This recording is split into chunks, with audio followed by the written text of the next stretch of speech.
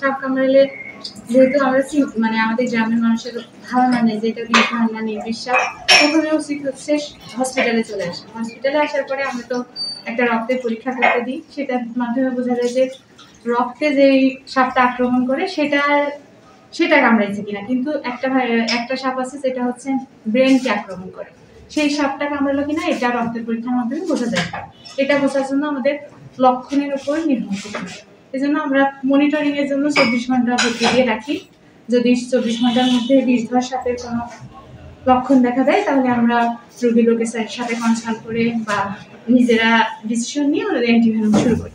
এখন কিছু কিছু সময় কি হয়, রোগীরা বাসায় থেকে ওঝাদের কাছে ঘুরে তারপরে আমাদের কাছে আসে, মানে মোটামুটি একটা অনেক সময় ওরা ওখানে ব্যয় করে আসে। এখন সেই যখন ব্যয় করবে তখন ওই সাপের বিষটা বিভিন্ন সিস্টেমে ছড়ায় পড়ে। সাপের বিষটা দেখা যাচ্ছে কিডনিতে ছড়াই পড়লো, ব্রেনে ছড়াই পড়লো, তখন অ্যান্টিভেনম দিলে অনেক ক্ষেত্রেই কাজ করে।